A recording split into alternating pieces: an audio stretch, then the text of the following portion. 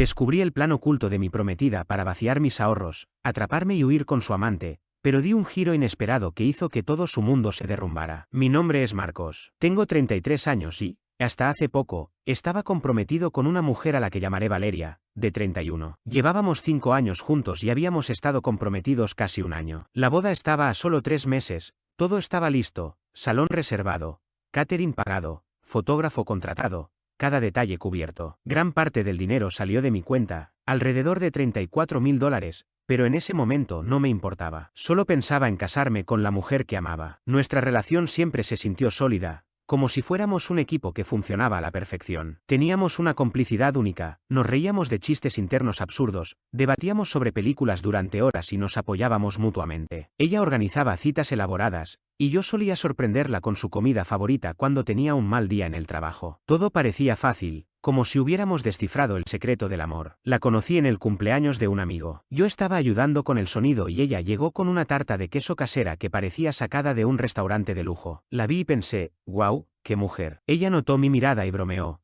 No te preocupes, te guardo el pedazo más grande. Desde ese momento supe que quería conocerla. Hablamos toda la noche. Conseguí su número y todo fluyó de manera natural. El primer año fue de película romántica, mensajes cada 5 minutos, besos a todas horas, esas cosas cursis que todos conocemos. Lo curioso es que esa etapa nunca terminó. Año 2, 3, 4, seguíamos igual de enganchados. Después de 3 años, Valeria se mudó a mi casa, y todo parecía lógico. Nada de dramas, nada de ex tóxicos, solo 2 personas desayunando juntas y discutiendo qué ver en Netflix. Pero hace 6 meses algo cambió. No de forma evidente, sino en pequeños detalles que daban mala espina. De repente, la mujer que juraba no tener secretos puso contraseña en su teléfono. Empezaron a aparecer eventos de networking que ni ella misma podía explicar bien, y, de pronto, comenzó a mostrar un interés exagerado por mis finanzas. ¿Cómo va tu 401k, cariño? Puedo ver tus cuentas de inversión, me decía con la excusa de que ya casi estábamos casados. Mientras tanto, yo apenas mencionaba sus tarjetas de crédito al límite y reaccionaba como si le hubiera pedido leer su diario adolescente. Un día incluso bromeé, ¿acaso trabajas para una red de espías? Ella sonrió y respondió, no. Es que el trabajo me escribe mucho. Pero días después, reforzó la contraseña y empezó a salir de la habitación para contestar llamadas. Cuando preguntaba quién era, respondía con solo un amigo del trabajo y cambiaba de tema. Empezó a dejar el móvil boca abajo en la mesa. No lo noté hasta que, al pasarle algo, lo apartó con un movimiento brusco. Me sentía paranoico, pensando si estaba exagerando o si me había convertido en un novio celoso sin remedio. Pero mi instinto gritaba que algo no cuadraba. A eso se sumaba Carmen, la madre de Valeria, una mujer intensa como pocas. Al principio pensé que era la típica suegra protectora, pero sus actitudes eran de nivel militar. Investigaba mi trabajo, mi familia, hasta parecía interesada en mis exámenes médicos. Según Valeria, sus padres eran muy selectivos, pero conmigo habían sido cordiales. Esteban, el padre, era todo lo contrario. Un hombre callado que no despegaba la vista del televisor. Se le notaba resignado a no discutir con Carmen, porque seguramente eso lo había llevado a la derrota hace años. Últimamente, las cenas en casa de sus padres eran un suplicio. Carmen insistía, delante de mí, en que debía agregar a Valeria como copropietaria de mi casa antes de casarnos. Es lo que hacen las parejas responsables, repetía. Mi casa, la que compré con años de esfuerzo, con mi dinero, antes de conocerla. ¿Y ahora debía regalarle medio patrimonio porque sí? Además, aprovechaba cualquier ocasión para sonsacarme cuánto ganaba exactamente o para sugerirme que buscara trabajo en otra empresa con mejores beneficios. Mientras tanto, Esteban seguía en silencio, mirando su vaso. Todo esto me hizo ponerme en alerta. Moví parte de mis ahorros a una cuenta separada, cambié contraseñas y guardé copias de mis estados financieros. Me sentía un paranoico, pero preferí pecar de precavido. Por si fuera poco, Valeria se obsesionó con la idea de montar un negocio de velas de lujo. Hablaba de mezclas de ceras y aromas como si fuera una experta, dejaba abiertos tableros de Pinterest llenos de fotos de empresas millonarias y decía que solo necesitábamos $50.000 para empezar. Nunca fue planteado como mi sueño, sino como nuestro plan de retiro. Y claro, según ella, yo debía poner la mayor parte. Siempre apoyé sus metas. Cuando cambió de marketing a relaciones públicas, la animé. Cuando quiso hacer un costoso curso de branding, le dije que sí. Pero esto era diferente. Algo olía mal. Traté de convencerme de que eran nervios por la boda, pero la sensación no se iba. Hasta que llegó la gota que colmó el vaso, dijo que tenía una cena con inversores. Mientras se arreglaba, con más esmero que nunca, el mal presentimiento me invadió. ¿Quién es este inversor?, pregunté con voz casual. Un contacto de mi red, contestó esquiva, sin mirarme. Y sí, Lo admito, la seguí. No porque quisiera espiarla como un loco, sino porque necesitaba respuestas. La vi entrar a un restaurante elegante en el centro. A través del ventanal del restaurante, la vi sentada en una mesa apartada, semioculta por un panel decorativo. Desde mi posición, no lograba ver con claridad a la persona con la que se había reunido, apenas alcanzaba a distinguir la silueta de un hombre, cabello oscuro, traje impecable. Lo que realmente me llamó la atención fue el cambio constante en la actitud de Valeria. Por momentos se mostraba erguida, seria, gesticulando con las manos como en sus presentaciones laborales, proyectando profesionalismo y concentración. Sin embargo, en cuestión de segundos, adoptaba un tono completamente distinto, se inclinaba hacia adelante, reía con demasiado entusiasmo y jugaba con el collar de esa manera particular que usa cuando quiere causar una buena impresión. Hubo un instante en el que estiró la mano sobre la mesa, no pude ver para qué. Tal vez le entregaba un documento, o tal vez algo más. Nada que pudiera catalogar como una falta evidente, no hubo besos, ni caricias obvias. Solo detalles que, para la mayoría, pasarían desapercibidos, pero después de 5 años juntos, yo los noté. Me marché a casa antes de que terminaran la cena. Parte de mí se sentía ridícula por sospechar. Quizá era una simple reunión de negocios. Tal vez estaba imaginando problemas donde no los había. Pero el nudo en mi estómago no se deshacía. Algo no encajaba, aunque no sabía exactamente qué. La noche siguiente, Valeria regresó con una energía extraña. Preparó mi cena favorita, se puso el vestido negro que siempre elogio y me tocaba el brazo cada tanto. Un cambio total respecto a su actitud distante de los últimos meses. Cariño, he estado pensando, dijo mientras abría su portátil para mostrarme unas diapositivas. Vamos a ser socios increíbles. Tú manejas las finanzas, yo seré la imagen de la marca. Ahí vamos otra vez, pensé, escuchando la parte en la que yo tenía que pagar. Pero esta vez ya había tenido suficiente. ¿Desde cuándo te interesa emprender?, pregunté con frialdad. El mes pasado estabas enfocada en conseguir un ascenso. Apenas titubeó. Esto es más grande que ese trabajo. Con tu experiencia en inversiones y mi conocimiento en marketing, podríamos retirarnos a los 40. Se inclinó hacia mí. Hablaba de abrir una cuenta comercial después de la boda, con una inversión inicial de unos $60.000. ¿$60.000 para velas? ¿Velas de lujo?, ella corrigió, sonriendo con tensión. Es un mercado sin explotar. Todo aquello me sonó a actuación ensayada. La cena, el vestido, la repentina atención, la idea de negocio que necesitaba mi dinero. ¿Por qué el interés súbito en las velas?, pregunté. ¿Y por qué esperar hasta después de casarnos? Simplemente me parece el momento adecuado, respondió rápido, cambiando de tema para hablar de una serie en Netflix. Lo dejé pasar, pero esa noche no pude dormir. Tenía la conversación repitiéndose en mi mente. Al día siguiente, llegó el correo que lo confirmó todo. El remitente, Goldstein Meyers & Associates, Derecho de Familia. Asunto, acuerdo prenupcial. Me quedé helado. No era de Valeria, sino de su abogado, uno del que ni siquiera sabía. Abrí el archivo adjunto, y a medida que leía, sentía como el estómago se me retorcía. No era un simple acuerdo para proteger bienes. Era algo calculado, estratégico, depredador. El documento establecía que mis bienes prematrimoniales, como la casa y las cuentas de retiro, seguirían siendo míos. Normal. Sus bienes prematrimoniales y sus $27.000 de deuda en tarjetas también se mantenían separados. Hasta ahí todo bien. Pero entonces venía lo alarmante. Todo lo que generáramos durante el matrimonio sería propiedad exclusiva de ella en caso de divorcio. Mi salario,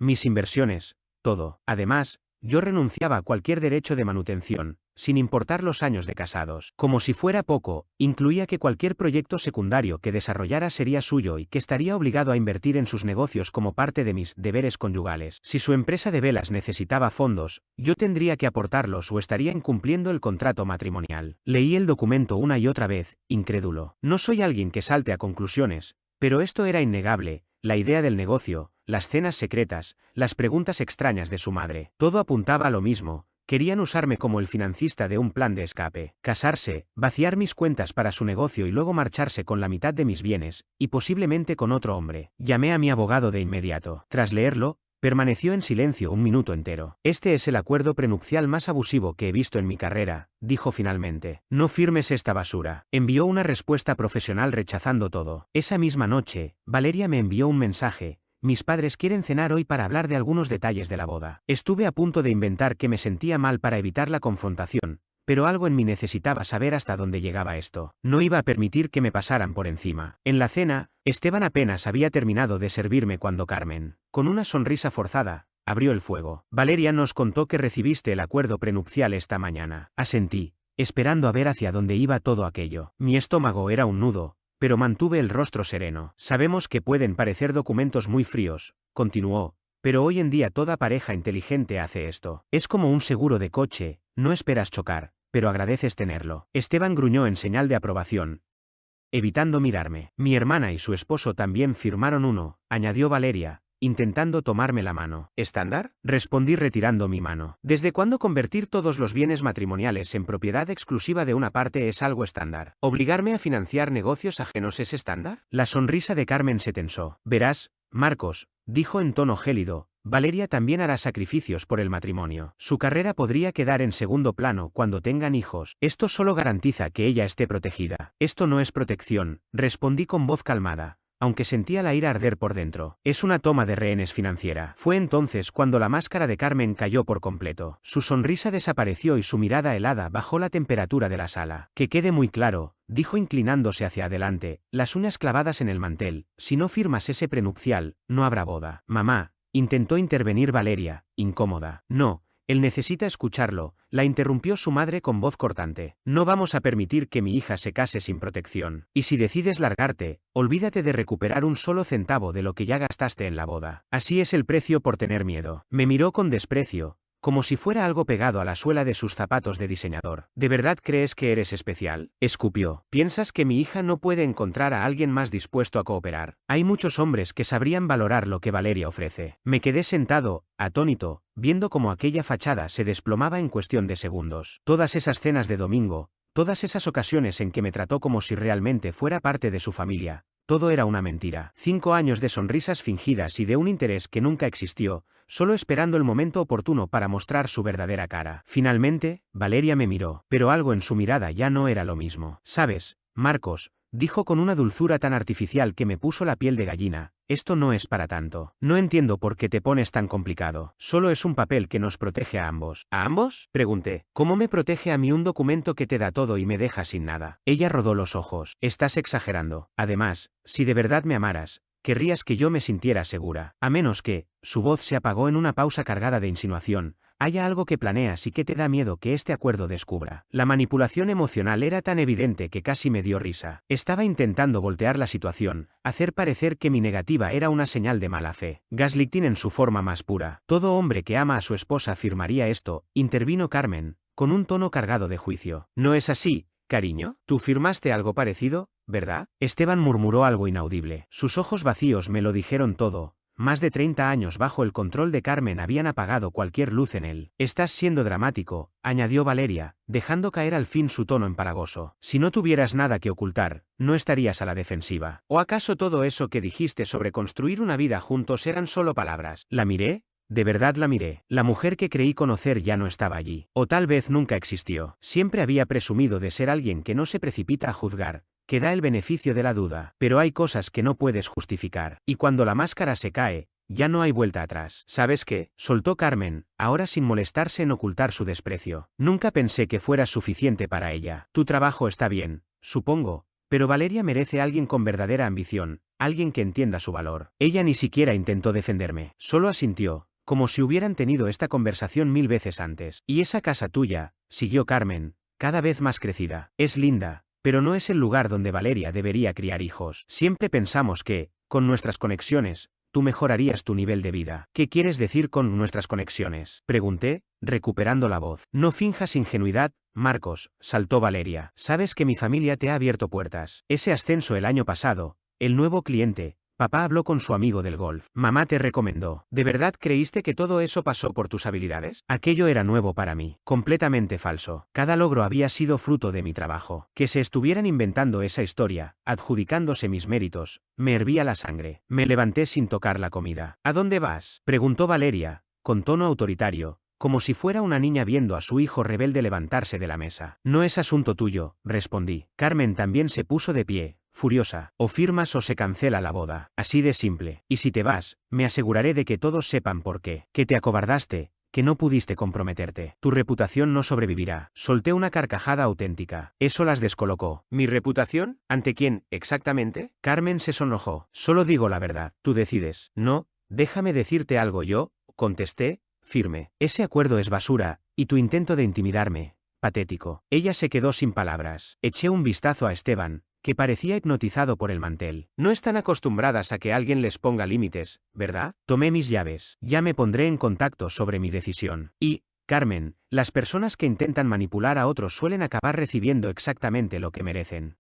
Salí sin mirar atrás, ignorando los gritos de Valeria llamándome. El trayecto a casa fue un borrón. Tenía la cabeza dando vueltas. Como no lo vi venir. 5 años con alguien y crees que la conoces. Me equivoqué. Pasé el día siguiente revisando fotos, mensajes, correos, buscando señales que quizá pasé por alto. ¿Siempre fue así o cambió en algún momento? No hallé respuesta. 2 días después, un mensaje llegó a mi teléfono. La respuesta de tu abogado deja claro que no confías en mí ni en nuestro futuro. Se cancela la boda. Me quedé mirando la pantalla, viendo aparecer y desaparecer esos 3 puntos mientras escribía y borraba algo más. Pensé que sentiría el corazón roto, 5 años tirados a la basura. Pero no. Lo único que sentí fue una claridad helada recorriéndome. Habían mostrado sus cartas, vieron que no cedería, y ahora recogían sus fichas. Esto nunca fue amor ni confianza. Era dinero, mi dinero, los $34.000 en depósitos no reembolsables que ya había pagado, la casa a la que quería añadir su nombre, los ingresos futuros que planeaban desviar con ese proyecto de negocios. Mi respuesta fue corta. Tenemos que hablar sobre los depósitos. Me dejó en visto. Por supuesto que lo hizo. La estafa del prenup no funcionó, pero todavía intentaban quedarse con mis 34.000. Ni en sueños. Llamé a mi abogado y a cada proveedor, lugar, fotógrafo,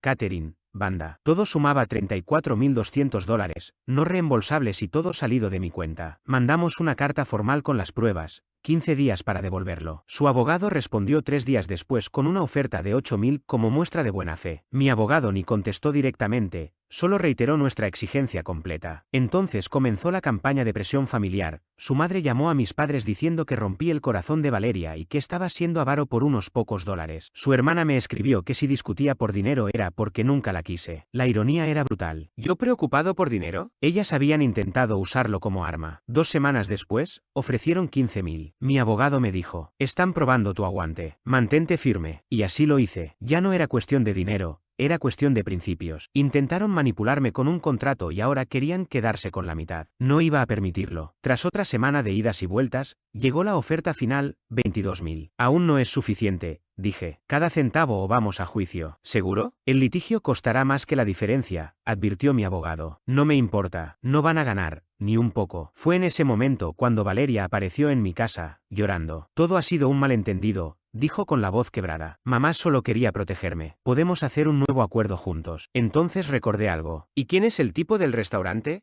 ¿Valeria? Se quedó pálida. ¿Qué? Ese inversionista con el que cenaste la semana pasada. Solo era un contacto de negocios. No podía creerlo. Escucharla decir aquello me dejó helado. ¿Me seguiste? Eso es un comportamiento de psicópata. Me quedé en silencio. El cambio en su actitud era escalofriante. En un instante dejó de ser la prometida vulnerable y afectuosa que yo conocía para convertirse en una desconocida, con la mirada endurecida y la voz cargada de desprecio. Comenzó a caminar de un lado a otro por mi sala, como si todavía tuviera algún derecho sobre el lugar. ¿Sabes qué es lo más gracioso? Dijo con un tono burlón. Mi madre siempre tuvo razón contigo. Me advirtió que jamás podrías darme el estilo de vida que merezco, que eras demasiado poca cosa. Aquello me dolió, no porque fuera cierto, sino porque evidenciaba que tanto ella como su madre me habían estado analizando todo este tiempo, valorando mi vida únicamente por mi capacidad económica. Y ahora estaba demandándome por los depósitos de la boda. Se echó a reír, pero sin rastro de alegría. ¿Tienes idea de a quién conoce mi familia en esta ciudad? Una sola llamada de mi padre y tu preciosa carrera se acabó. Será mejor que te vayas, dije con calma. Estás cometiendo un error enorme, replicó,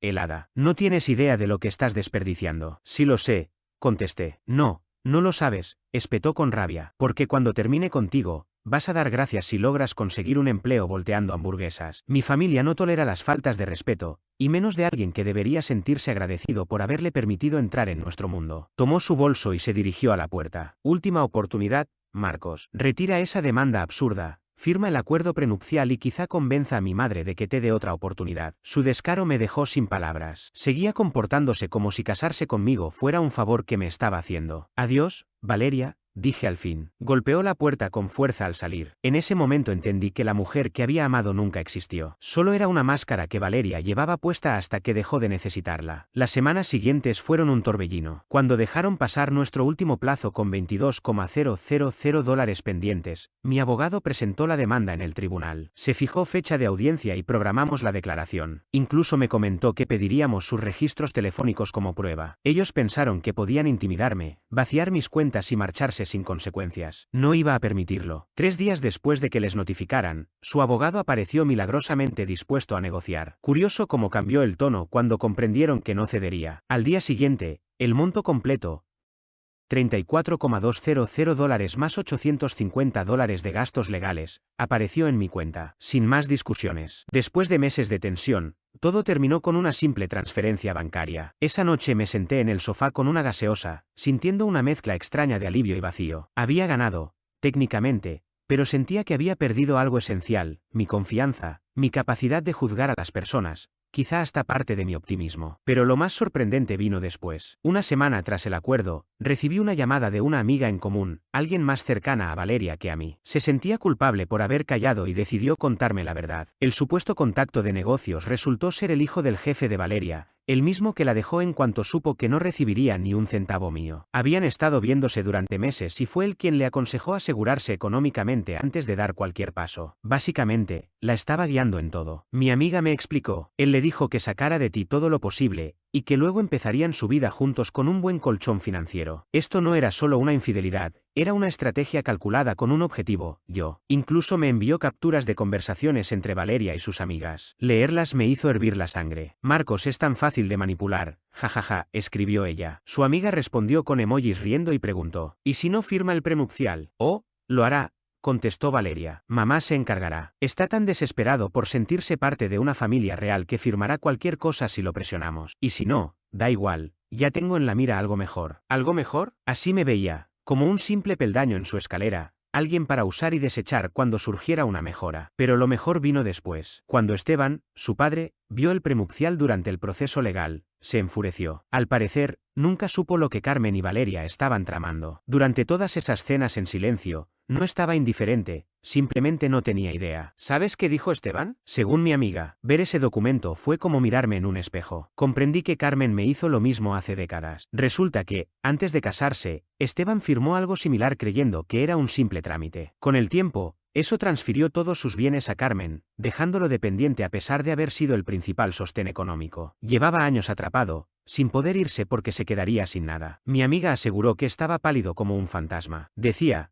están repitiendo conmigo lo que ella me hizo. Pero yo no era un títere como Esteban. Ellas se equivocaron conmigo. Tras 33 años de matrimonio, Esteban solicitó el divorcio el mes pasado. La gota que colmó el vaso no fue solo el complot entre Carmen y Valeria, sino descubrir que llevaban tiempo desviando dinero de sus cuentas de jubilación hacia un fondo secreto al que solo Carmen tenía acceso. No se enteró hasta iniciar el proceso. Tendrías que haber visto la cara de Carmen cuando le notificaron el divorcio, me dijo mi amiga con un tono de satisfacción. Gritaba que Esteban no podía dejarla, que no tenía derecho después de todo lo que hizo por él. Su sentido de superioridad era inagotable. Creía que Esteban existía únicamente para financiar su vida. La idea de que él quisiera independencia le resultaba inconcebible. La noticia se propagó entre su círculo social como fuego. Carmen intentó victimizarse, alegando que Esteban tenía una crisis de la mediana edad y que estaba desequilibrado, pero el escándalo del prenupcial conmigo ya había levantado sospechas. Nadie le creyó. Fue como ver caer fichas de dominó, primero la boda, luego la relación de Valeria con el hijo de su jefe,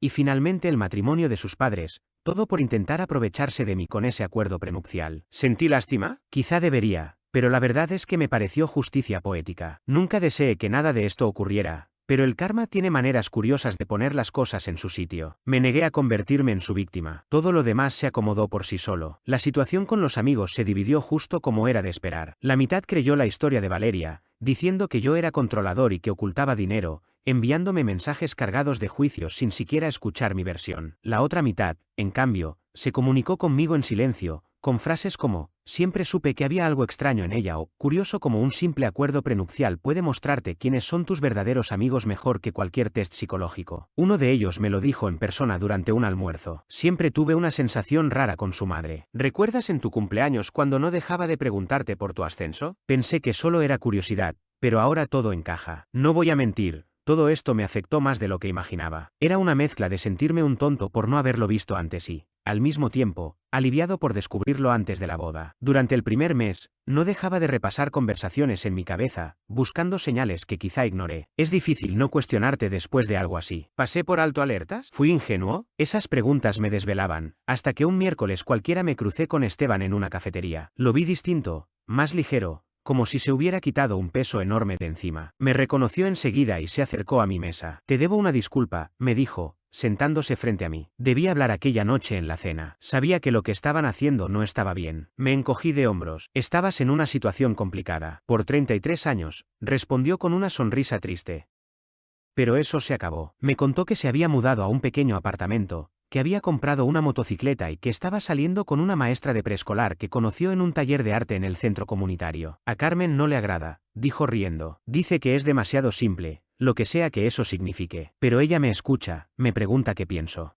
Hizo una pausa, buscando la palabra, es paz. Se inclinó hacia mí con expresión cómplice, como si fuera a revelarme un secreto importante. Cuando a Carmen le llegó la notificación, apareció en mi puerta a medianoche, golpeando como loca, gritando que yo le había arruinado la vida. Llamó a la policía alegando que le robé su coche, el mismo coche que yo pagué. Cuando los agentes llegaron, trató de convencerlos de que yo estaba mentalmente inestable y debía ser internado. Luego empezó a enumerar todo lo que supuestamente me había dado durante los años, como si nuestro matrimonio fuera una transacción y yo hubiera incumplido con los pagos. Y lo peor, Valeria estaba ahí respaldándola, diciéndoles que siempre fui inestable. Mi propia hija, amigo, sacudió la cabeza con genuina tristeza. Pero basta de miserias. ¿Cómo estás tú? Charlamos un rato sobre cosas sin importancia. Fue bueno verlo recuperar su vida. Antes de despedirnos, me sujetó el brazo con firmeza. Escucha, Marcos, tienes que saberlo. No esquivaste una bala, esquivaste un misil nuclear. Lo que intentaron hacerte habría acabado contigo, poco a poco, hasta que no te reconocieras. Lo sé porque eso mismo me pasó a mí. Me miró directo a los ojos. Nunca dudes de que tomaste la decisión correcta, sin importar lo que digan. Hay gente que es tóxica y no puedes salvarla. Solo puedes salvarte a ti mismo. Fue un alivio escuchar esas palabras. En cuanto a Valeria, sigue publicando frases profundas en Instagram sobre el amor propio y la importancia de no conformarse. Mientras tanto,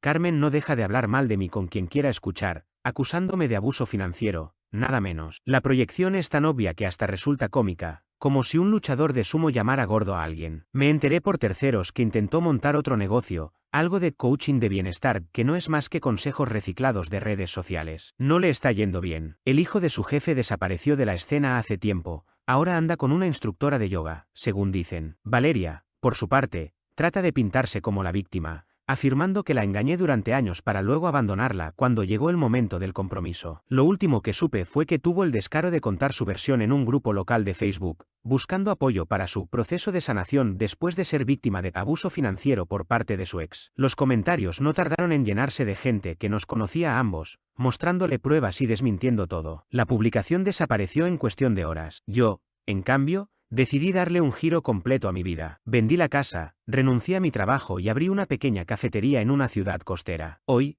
cada mañana huelo el café recién molido mientras veo el amanecer sobre el mar. No estoy rodeado de lujos, pero tengo paz. Esa paz que Esteban describió y que pensé que nunca encontraría. Aprendí que la libertad no siempre llega como la imaginamos. A veces se presenta cuando tienes el valor de cerrar la puerta correcta y abrir la equivocada para descubrir que, en realidad, era la correcta todo el tiempo.